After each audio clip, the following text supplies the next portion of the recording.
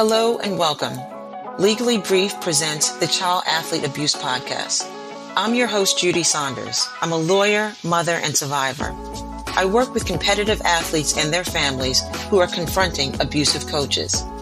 This podcast is for parents and athletes who are fed up, dealing with fear, and searching for answers. On today's show, I'm having a discussion with Christina Sanford. Christina is an author, licensed psychotherapist, and founder of the Living Waters Institute.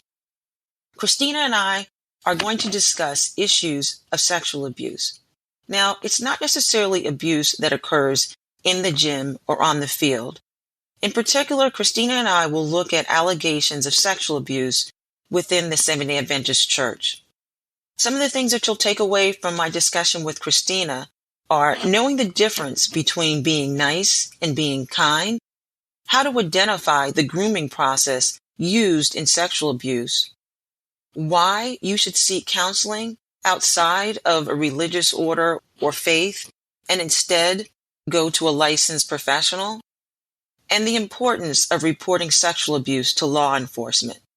Remember, you can find past episodes on my website, jsaunderslawfirm.com, and don't forget to hit the subscribe button and to share this episode. I hope you enjoy my discussion with Christina.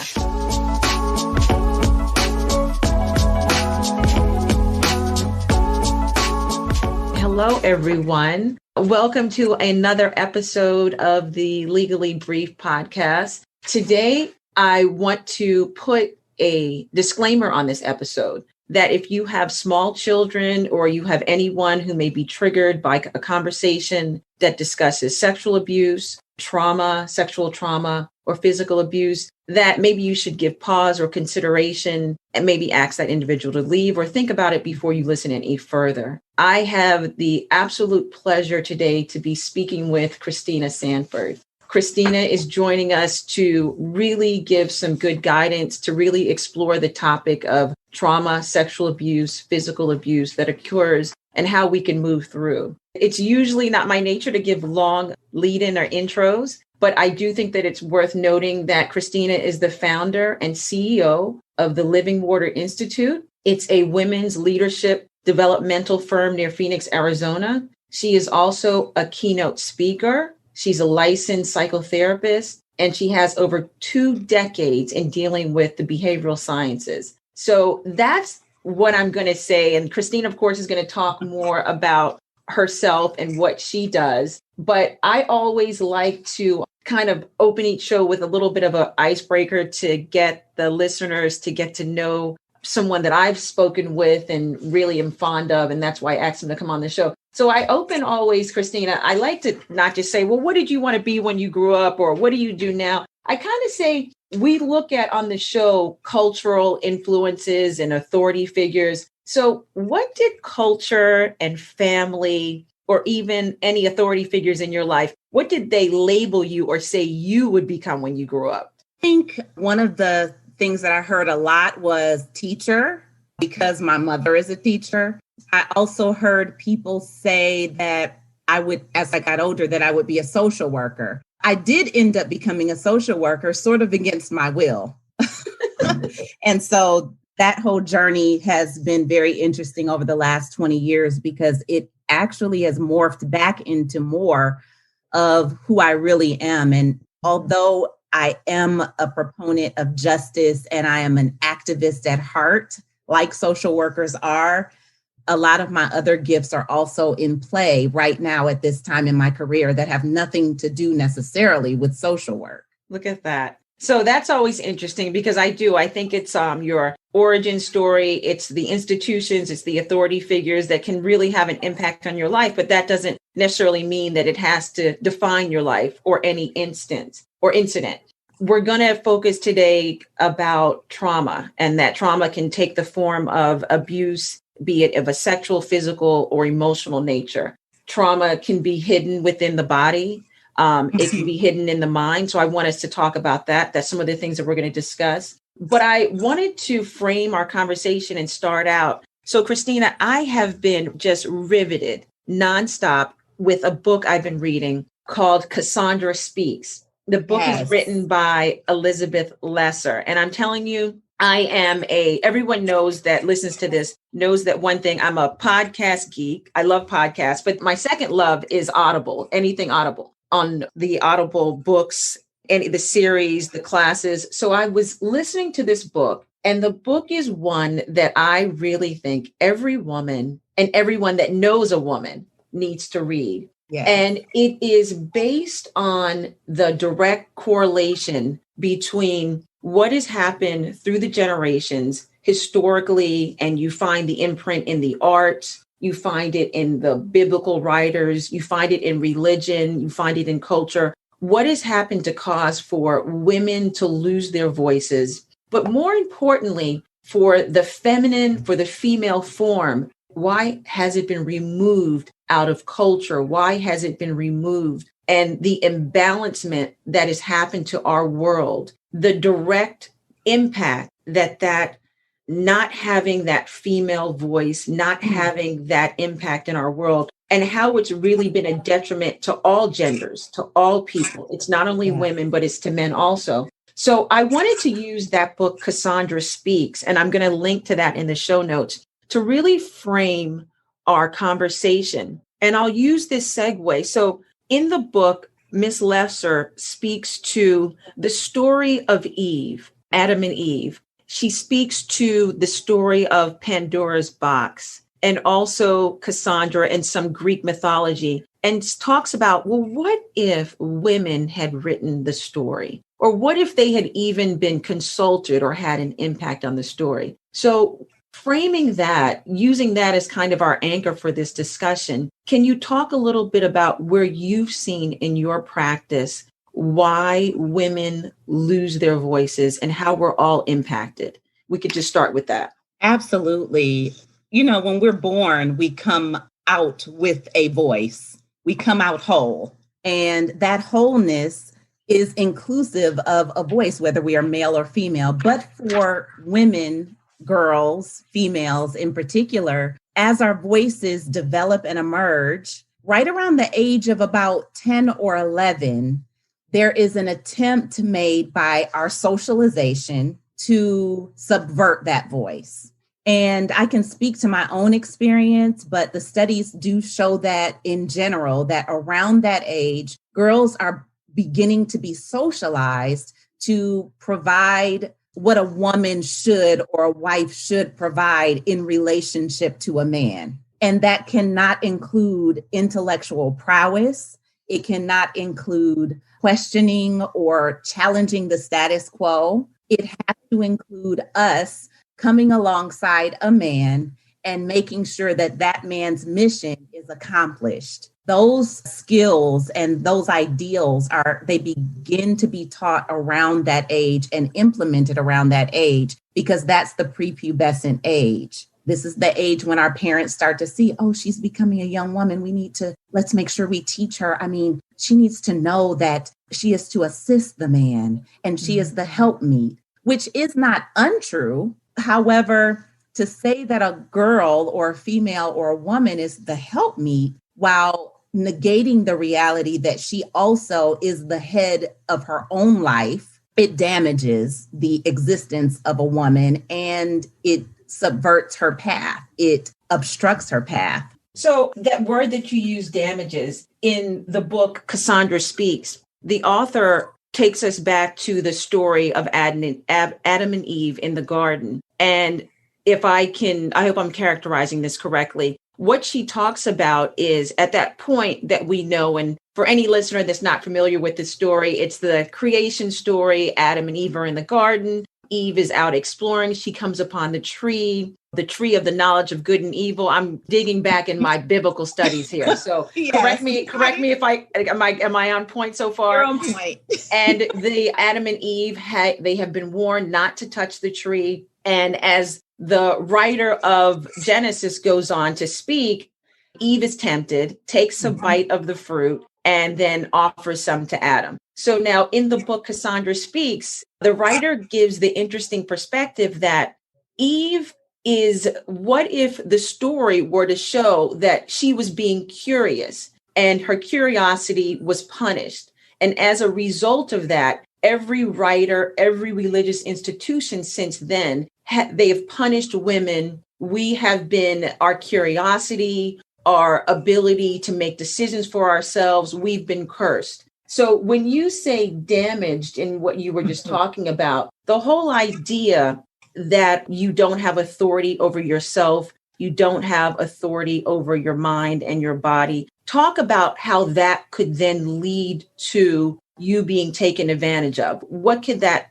damage that happens first in the mind lead to an external trauma? Oh, that's such a good question. During those formative years that I talked about, around 10, 11, prepubescent age for girls, again, we're taught that we are to align ourselves with someone else's mission and someone else's purpose and to forget our own. And if we are giving our will over to someone else, then how can we then have a path to our own destiny, to our own calling, to our own purpose? That path being obstructed is damaging to our inner self, our self-worth, our sense of independence and autonomy. We begin to believe that somehow our job is to ensure that we are pleasing and appeasing the needs of others only and not our own. And so that's where the damage comes in, because we are operating at that point from a perspective of my life is predicated on otherness, someone's ideas of what I should do. And so I'm not really living my own life. And so how does that play into maybe someone coming and beginning to try to groom me? My job is to appease others. My job is to meet other people's needs. Well, he said that what we were doing was okay because he was so lonely. And so I'm meeting his need. And it feels uncomfortable, but I'm going to do it anyway. So there we go. I think then that voice, and I know that you're the voice of, and giving this an identity, a name, a voice of a survivor who has gone through some type of sexual, physical, or emotional trauma. I know that it could happen. We know that it can happen before that prepubescent age, before 11, 12. And I wonder if we can shift the conversation a little bit, because also in the book, Cassandra Speaks, they talk about the creation story. They talk about some of the other religious institutions. Can we speak now specifically to where we find that trauma, where we find that loss of the female voice, if we're looking at the church, and if we can even drill down a little bit further, if we're looking at the faith known as the Seventh-day Adventist faith? Can you talk a little bit about, and you can even introduce what exactly the Seventh-day Adventist Church is, some of the tenets, and talk a little bit about that? Absolutely. So the Seventh-day Adventist Church started in the mid-1800s, and it started as a movement of Christians who wanted to learn more about prophecy and to observe the seventh-day Sabbath, which is the Jewish Sabbath. It's a Christian Sabbath, but people know it as the Jewish Sabbath. And it became a movement that kind of morphed into an organized religion. It was not initially a religion or a denomination. It was a movement of Christians. And so some of the tenets of Seventh-day Adventism with regard to women in the faith, in the Adventist faith, women are taught to be extremely modest. Women are taught from a young age to ensure that they do not tempt men. Women are taught to ensure that they are not overstepping men in the way that they communicate, in the way that they engage with the world, specifically with leadership in the church.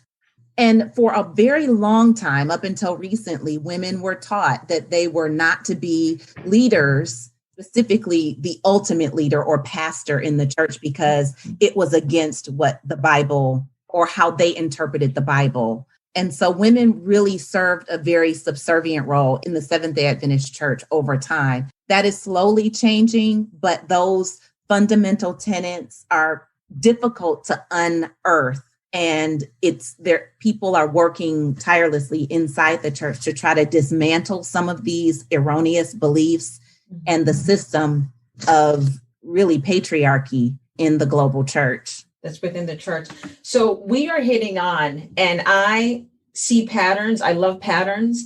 patterns in behavior, because I think that once you identify a pattern, you see a system, and it's only when you become aware of something that's broken can you even think about fixing it. So I think that what we've gone through right now, we see that the loss of the female authority, the loss of the female voice and form happens first when you are groomed or it's normalized as a child. So you're taught that. You're taught that be it in the home, you're taught that in the different school or settings that you're in. But then it also sounds like we're seeing that when you go out now into your religion. So if you're going to church, that's also what's expected of you. We see it in, many places in the Bible and other churches. And then now I want to take us to, so then we have a layer. So now we have a foundation. First, you're taught it. First, you're groomed to believe that. Then you see it outside of your immediate family in the different cultures and institutions. And then what happens then when you have someone who encounters the trauma of sexual and psychological abuse, which it would seem to me would be kind of that third layer in the system that really then may completely silence a woman. What happens? And if you can, I know that we spoke before the show in particular about a young lady and a Facebook Live video. So this video is out there. I'll link to it in the notes so viewers can see it themselves. And I found it to be very poignant about this woman and her story. So I won't talk much more. Can you just set it up for the listeners and how it is that this individual could have now lost their voice for a third time or a third layer in the system? Absolutely. So there was a young lady who posted a Facebook Live broadcast a couple of months ago. Her name is Danielle Simmons. She's in her mid-30s, and she reported in this sort of tell-all video, two-part video, that starting in 2009, she had lost both of her parents in a tragic car accident simultaneously. She was 23 years old, the oldest in a sibship of 4, I believe. And she was brought home to really bury her parents alone. She was referred by a friend of hers to a pastor who could help her with estate planning. And that pastor did help her with the estate planning and the funeral arrangements for her parents. However, in that process, they became close friends. He began, during their meetings, this is even after the funeral, he would try to hold her hand or kissing her and saying, oh, it's not a big deal. He began to groom her. Okay. Again, she was 23 years old, grown up in the Seventh-day Adventist church, and was socialized in the typical way that a person in the Seventh-day Adventist church would be, in the traditional ideals. So She was very naive. She was still a virgin at 23, and she really had no knowledge about how men operated, no knowledge of relationships, anything like that. And so she began to be groomed by this pastor. And eventually the pastor, after petting and fondling and hand holding and kissing, her confusion with things was quelled by his stance of certainty. Oh, this is fine. This is okay. I mean, I'm so lonely and you're here for me, just like I was here for you to help you bury your parents. So, and she discusses this on her video.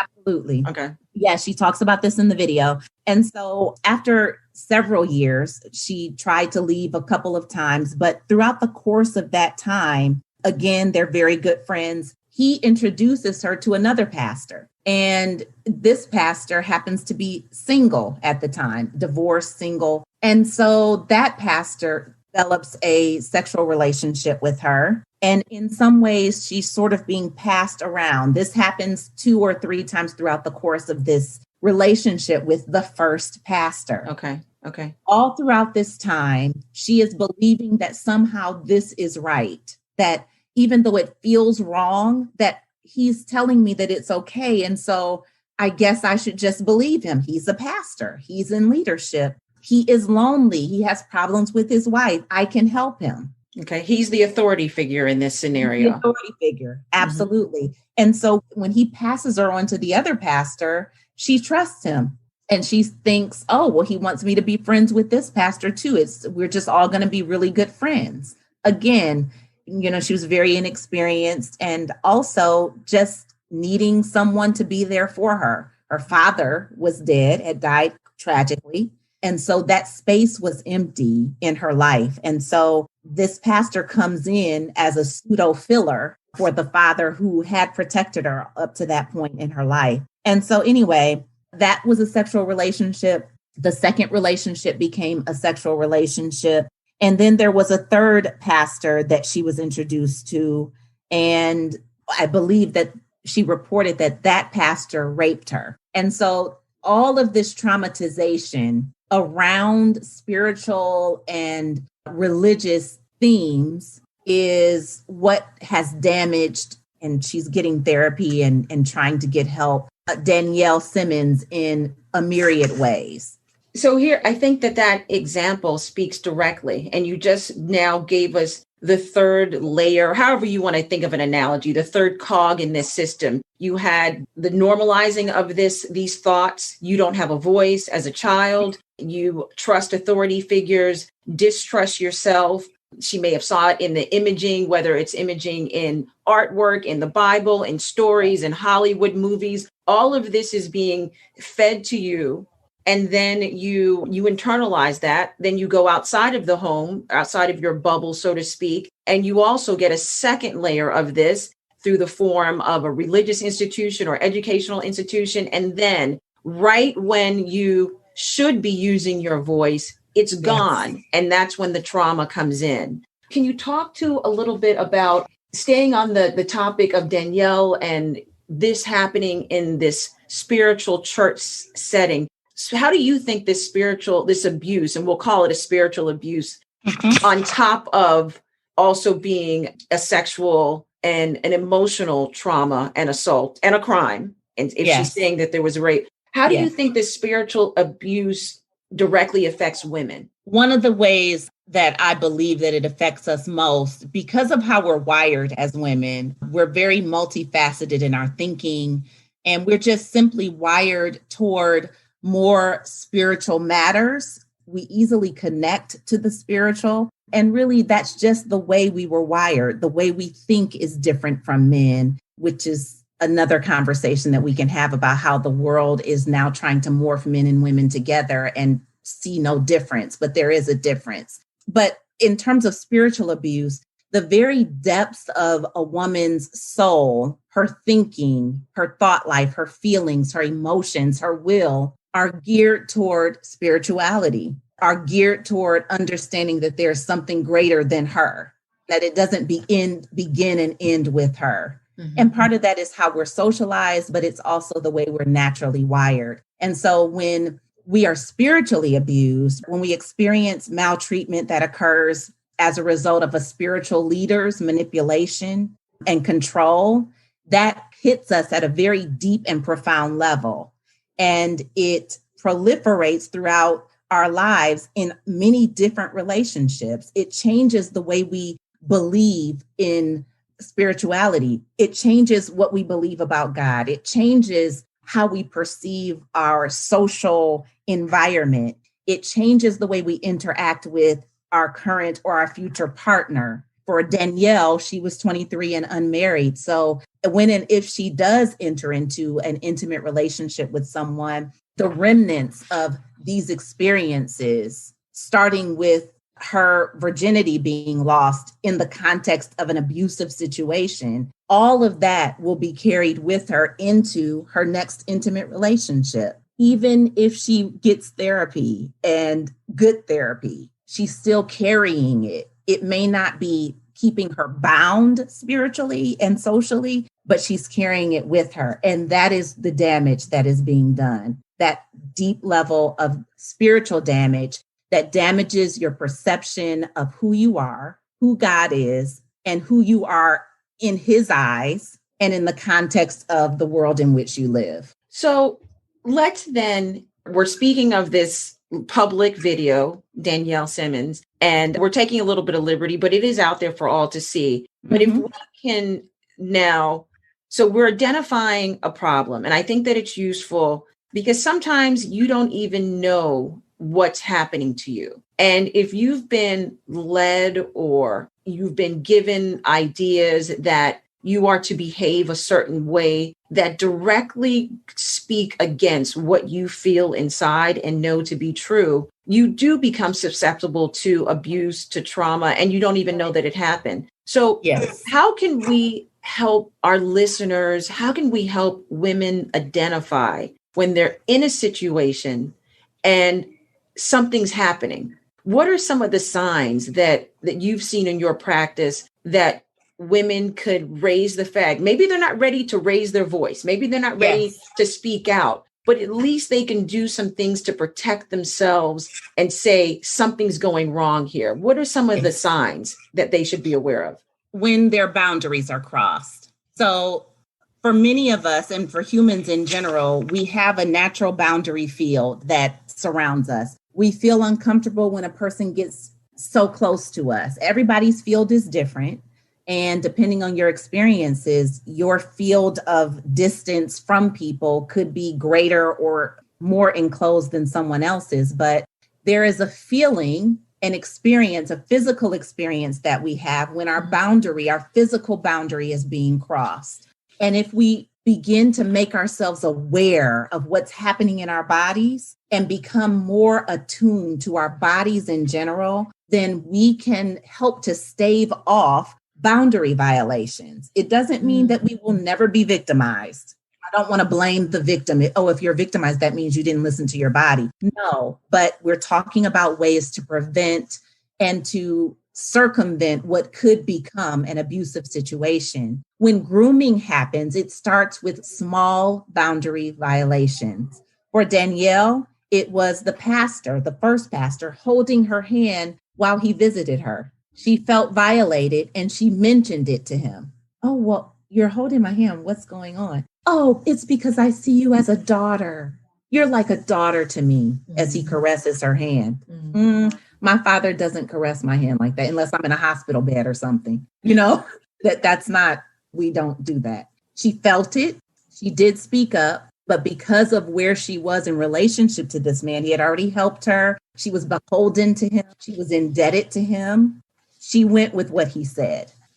And so listening to our bodies, and like you said, Judie, raising the flag, even in our own minds, like, I won't be going over there again, or I won't be going out to dinner with him again. Whether it's that, or whether we speak up like Danielle did and say, oh, this is odd. Why are you holding my hand? Before you go on to the next point, I just have to interject and say, when you have that awareness, or you start to question, not even awareness, you start to question, hey, this is weird, like Danielle did. What would you recommend that we then do? Should we at that point, and I'm assuming that it would take practice because we're all under the spell of, and I go back again to Cassandra Speaks, we're under the spell. If you're in the female form that you need to tamper down, be quiet, follow the status quo. What would you recommend, though, if you start to get that something's wrong? What should we do? We have to speak up.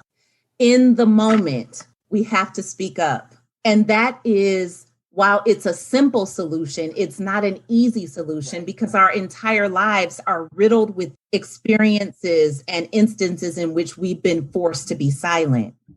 And so the speaking up, the saying, oh, what you're doing is making me feel comfortable. Could you please stop? A perpetrator is going to take that as his cue to back up. He may try again, but he knows that, oh, I might not have her like I thought I did. Dang. And he'll try to move on to the next one.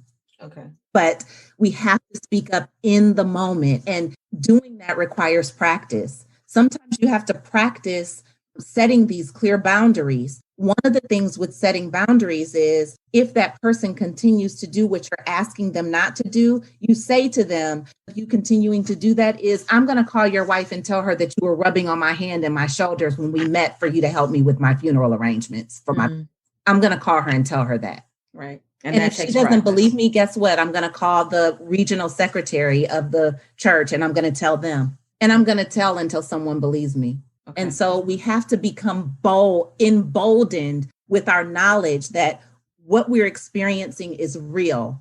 Believe yourself first.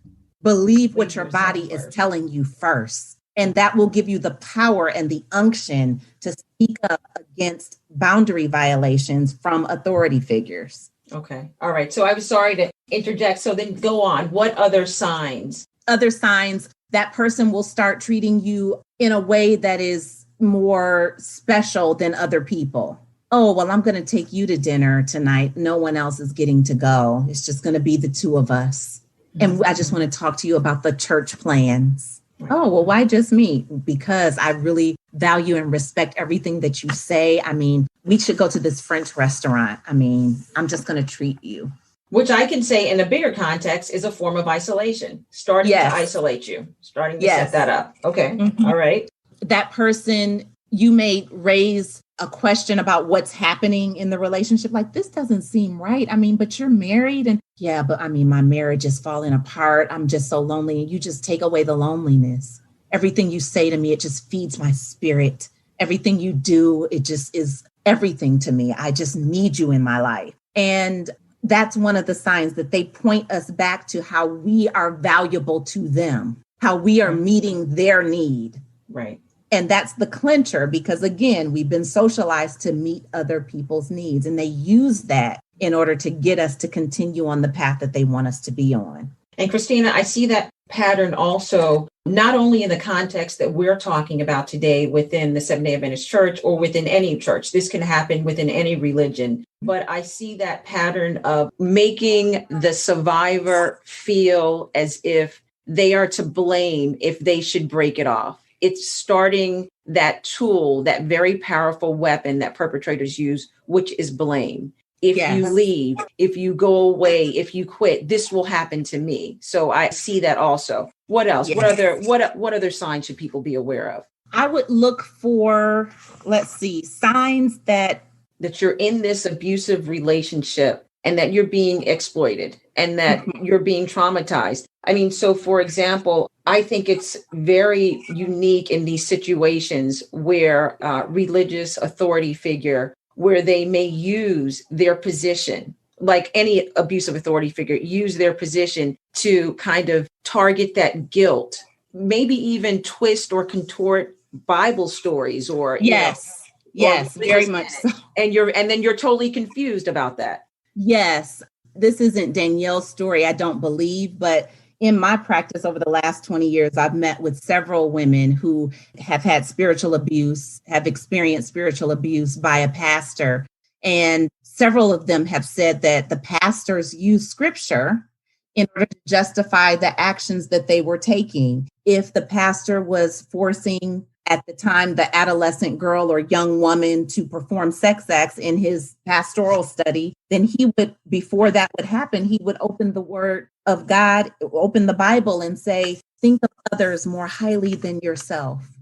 Wow. I am in need right now. And you need to think of me higher than yourself. You don't feel like doing this, but I need this. Wow. Beware of that. Yes. And so they start placing their needs above yours, but also using the Bible to do so, to substantiate their abuse. Wow. That is powerful. And I think that's unique to the religious settings, unique to authority figures in that position. So let's work under the set of facts that you realize that this trauma has happened. You realize that you've been violated. No matter how long it takes you to disclose or come to that realization, we are happy and brave that you've done it. The first inclination I know in so many cases that I deal with is that the survivor and their families or the people that support them, they go back to the very institution that perpetrator was a part of,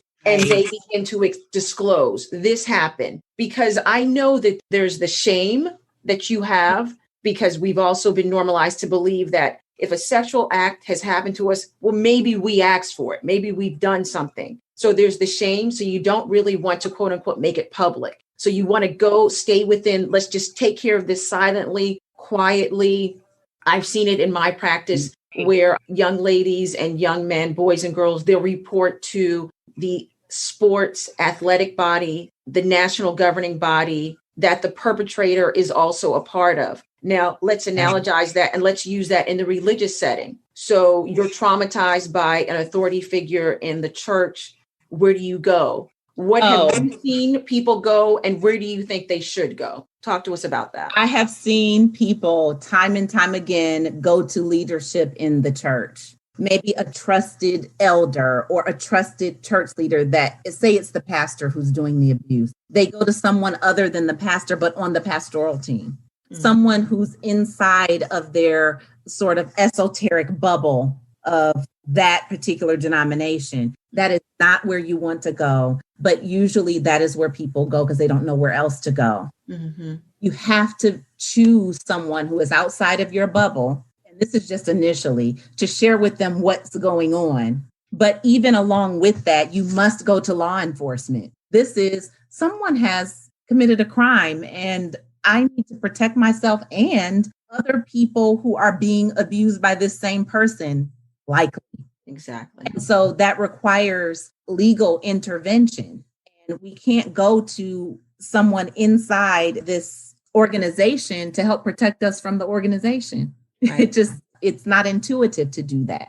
Right. But we're not being intuitive when we've been traumatized. We're irrational. We feel helpless. We feel desperate. And we just need to tell someone what happened. Right. Right. I've seen that time and time again, be it with you're going to the church, you're going to a national governing body, or if it happened on a university, in a school setting, you're going then to someone within the school. And yes. I counsel individuals, I try to counsel and look, you are doing an incredibly brave thing. This is what you can expect. And you don't expect to get maybe support or handholding from that institution. They may be going to stun you. You may suffer retaliation. I've seen recently parents who are disclosing on the behalf of their children within the sports community, they are being threatened with lawsuits of defamation, for speaking out. Those are all tools of retaliation, all tools of fear and ways to keep you silent. Do not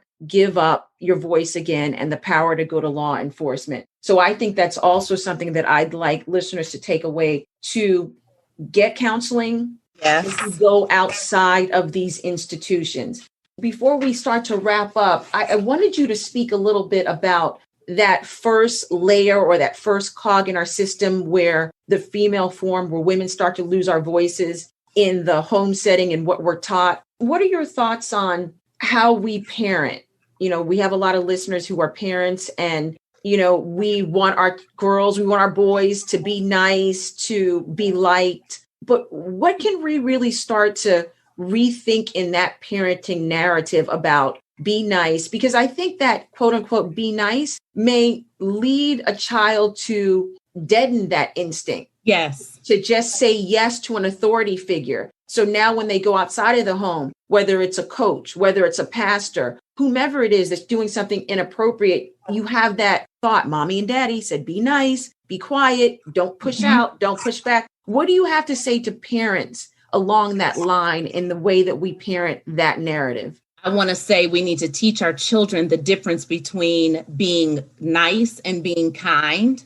Nice is a very nondescript term that refers to someone obliging others at any cost. Right. That is not what we need to be teaching our children to do, is be nice. We do need to be teaching them to be kind. And in being kind, we are not just being kind to others, but being kind to ourselves and honoring our own internal barometer for safety. That means if Uncle Joe comes up and Uncle Joe is a little bit creepy to our child from our child's perspective, and he may be have some problems with sexual impropriety, pedophilia, we don't know. But Uncle Joe makes the child feel uncomfortable. It is okay when Uncle Joe comes around that when everyone's hugging and the child doesn't want to hug Uncle Joe, that you say, oh, she doesn't have to hug you. It's okay. Or it's fine. He doesn't feel like hugging you right now. Go on and play, Jimmy.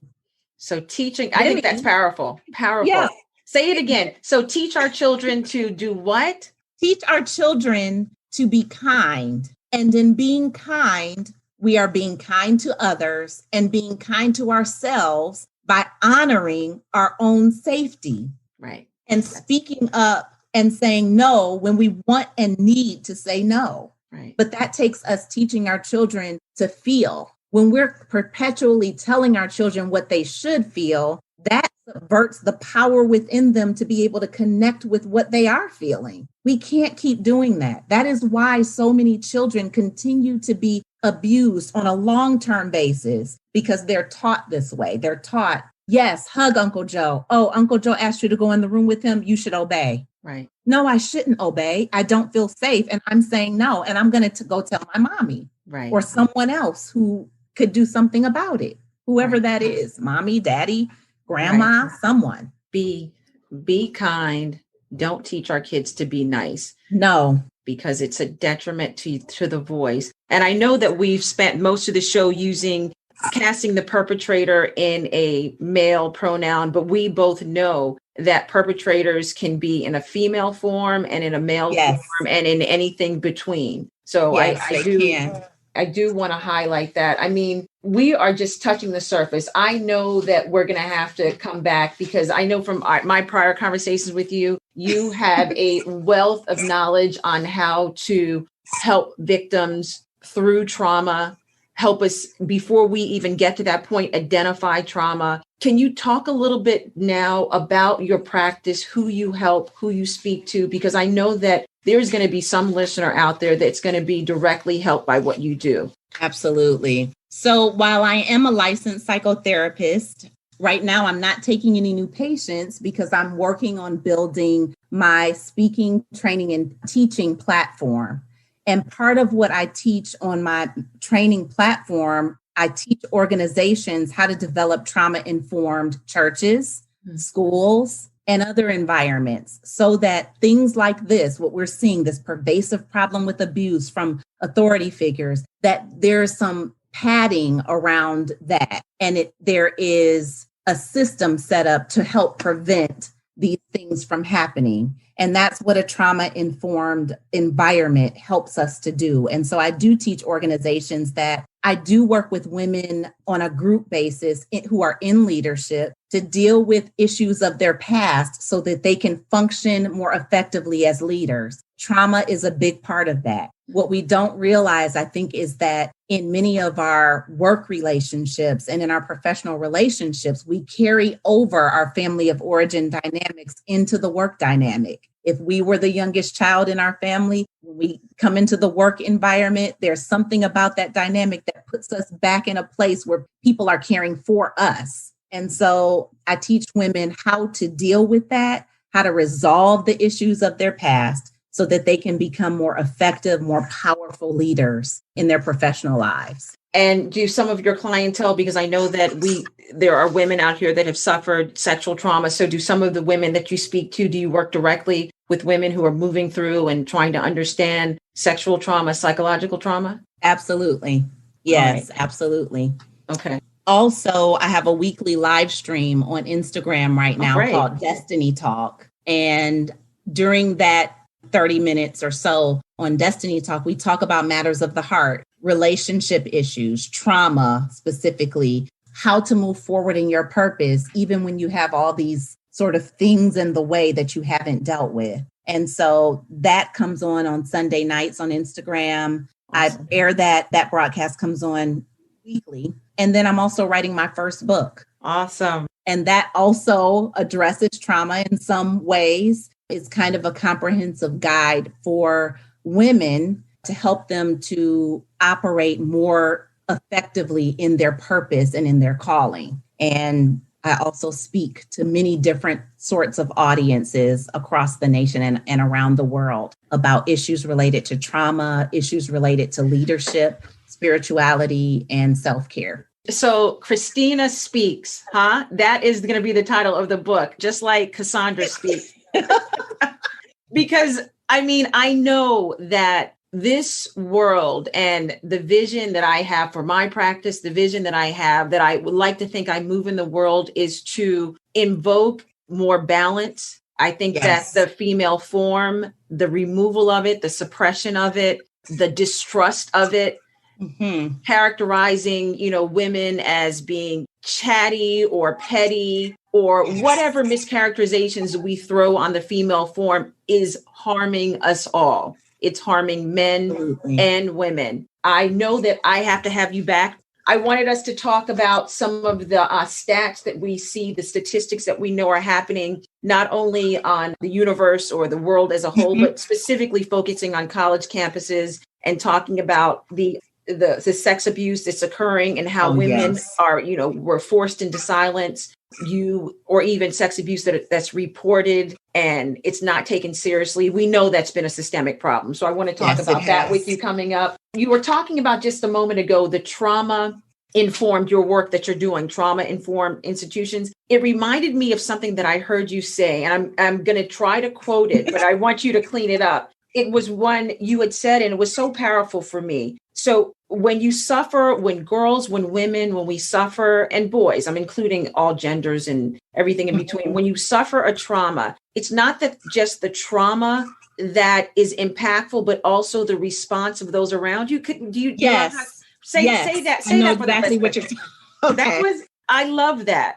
Say that and explain that as we end this episode. I think that's very important for everyone to know. When people look at trauma and they say, "Oh, that's the most horrible thing that could ever happen to someone."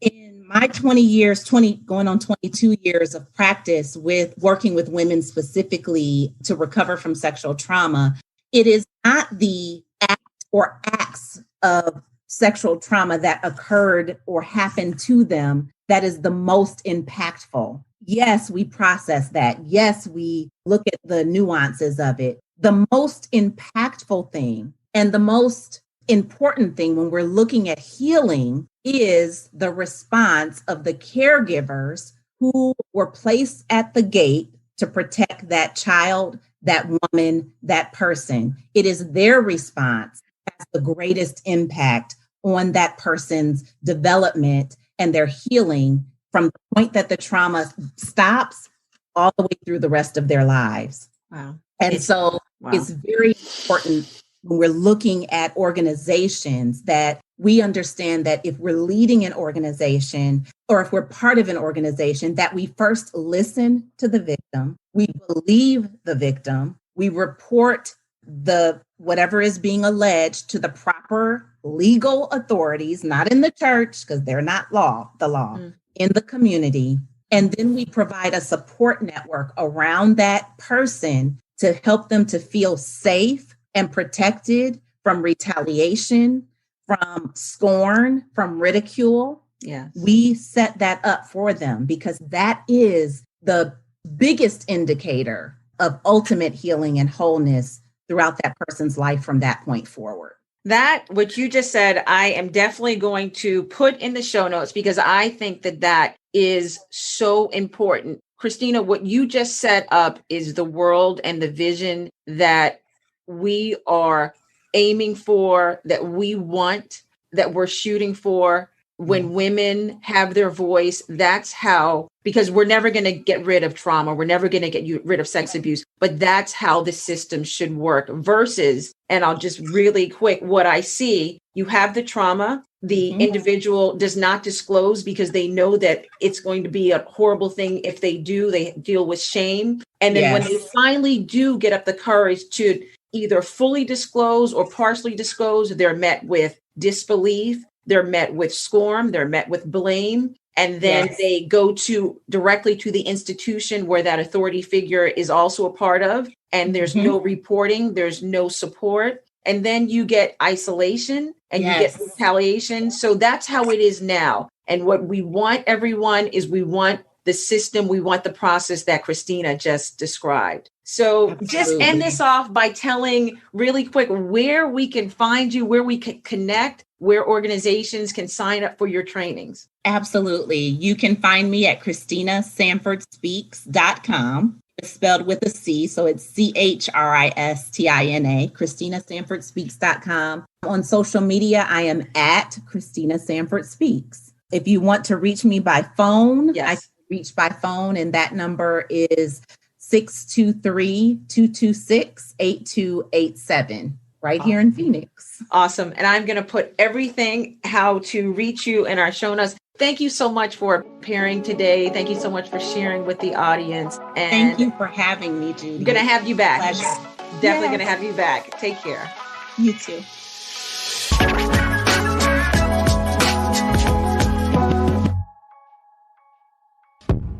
All information and content in this podcast is provided for entertainment purposes only. Nothing in this podcast shall constitute legal advice and shall not create an attorney-client relationship. This information is general and may not be applicable to your particular circumstances. You should review your particular circumstances with an attorney. All liability with respect to actions taken or not taken based on the contents of this podcast is hereby expressly disclaimed.